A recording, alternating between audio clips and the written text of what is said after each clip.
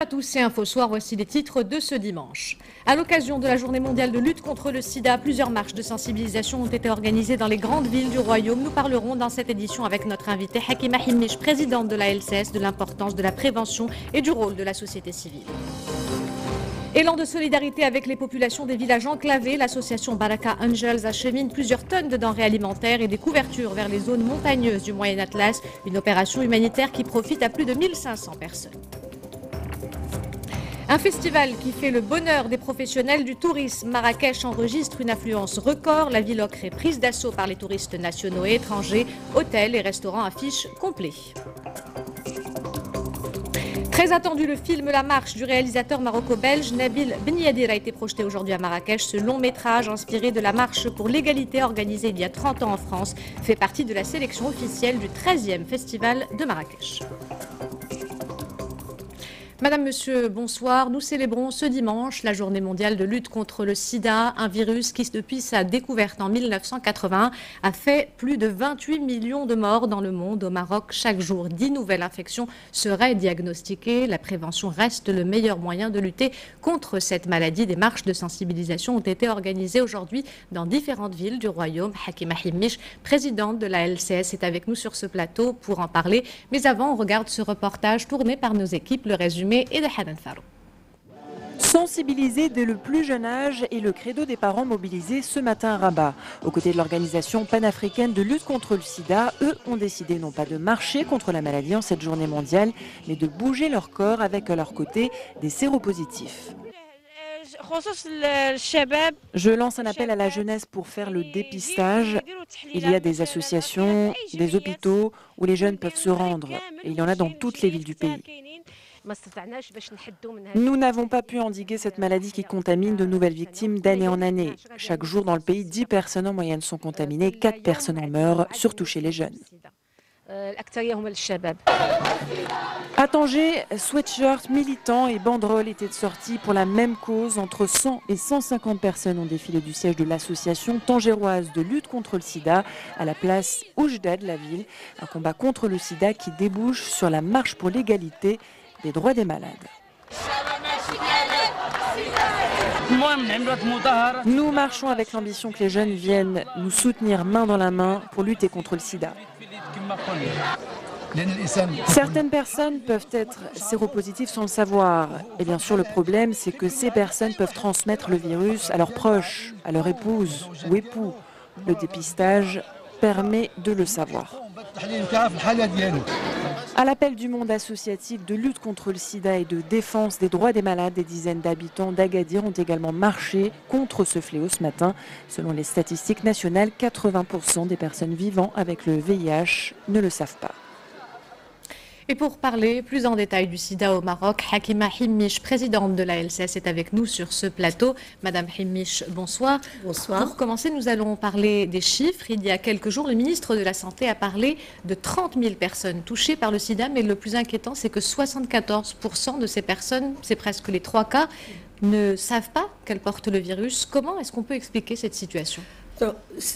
D'abord, c'est un pourcentage réellement inquiétant, parce que ce sont des personnes qui ne profitent pas du traitement à un moment où les traitements permettent une vie normale et permettent d'arrêter la transmission.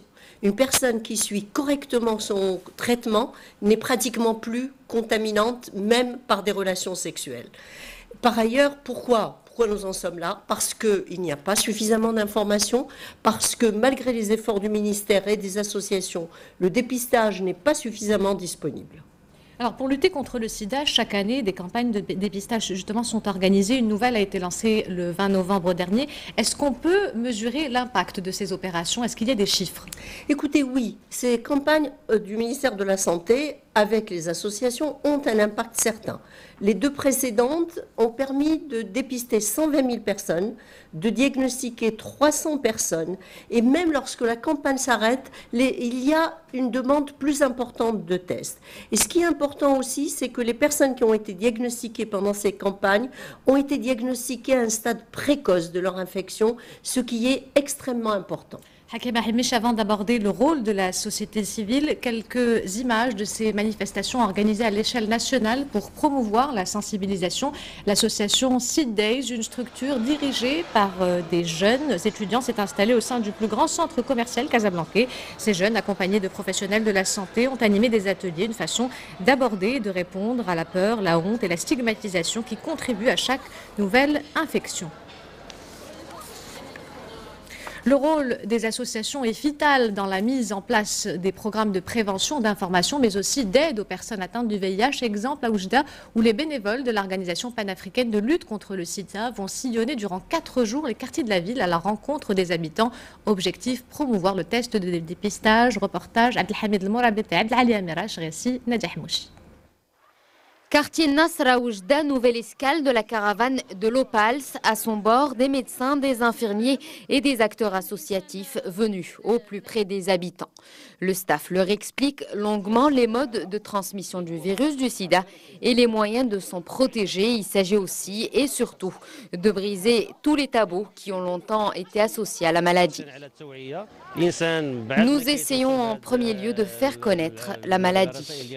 Nous les sensibilisons et les poussons à se faire dépister. Sur place, ces tests peuvent être effectués. Selon les dernières statistiques, la région de l'Oriental est placée en 11e position avec 2,8% des cas enregistrés au niveau national. L'enjeu pour les associations, c'est de sensibiliser les citoyens pour ensuite les convaincre de faire le test de manière volontaire. Cela dure quelques secondes à peine. Une simple prise de sang suffit pour détecter les anticorps spécifiques du VIH. Il ne faut pas avoir peur ni honte. Il s'agit de notre santé. On m'a convaincu de faire le test. Il est négatif. Au moins, je suis rassurée. Le premier cas de sida au Maroc a été enregistré en 1986. Depuis, la société civile a fait de la sensibilisation et de la lutte contre la maladie une véritable cause. L'autre combat est toujours mené aujourd'hui contre les préjugés et l'exclusion des personnes vivant avec le VIH. Hakim Hamish, les missions des associations sont multiples, sensibilisation, médiatisation, mais malgré l'aide et le soutien de vos structures, l'accès aux soins, notamment les nouveaux traitements qui vont très vite s'imposer, reste extrêmement coûteux, des sommes qui peuvent décourager les malades. Permettez-moi de réagir à une image que je viens de voir, une banderole où il est écrit « Le sida tue ». Eh bien, le sida ne tue plus, il suffit de se faire dépister et de se faire traiter. Et l'espérance de vie d'une personne séropositive sous traitement est la même que celle d'une personne séronégative du même âge. Donc, il faut qu'on oublie que c'est une maladie qui tue, c'est une maladie chronique qu'on peut traiter, c'est très important. Le problème du coup est un problème capital et qui ne se pose pas seulement à notre pays. C'est un problème international. Les médicaments qui sont anciens, qui sont sous forme de générique, coûtent au Maroc 250 dirhams par patient et par mois. Lorsque nous sommes obligés de donner à un patient les nouveaux médicaments, qui n'existe pas sous forme de générique, c'est 25 000 dirhams par patient et par mois. C'est énorme, énorme. C'est pourquoi la LCS fait partie d'une coalition d'associations internationales qui se bat auprès des instances internationales, auprès des multinationales pharmaceutiques pour obtenir d'elles que les prix baissent dans les pays du Sud. Alors vous avez dit tout à l'heure, le sida ne tue pas. Il y a quelques mois, les médias ont parlé du cas d'un nouveau-né aux États-Unis qui a guéri du VIH. Est-ce que l'espoir est aujourd'hui permis au Maroc compte tenu des moyens dont on dispose et des stratégies qui sont mises en place? C'est un cas complètement anecdotique. Il ne faut pas espérer que la science va nous donner les moyens de guérir le sida avant des décennies. Par contre, comme je le disais, le traitement permet de mener une vie normale et il permet également de stopper la transmission puisqu'une personne qui est correctement traitée n'a plus de virus dans les sécrétions vaginales ou dans le sperme. Mais si la charge virale est négative, si le traitement est efficace, c'est pourquoi il faut continuer à utiliser le préservatif. Hakima Hamish, présidente de la LCS, merci pour cet éclairage. Merci.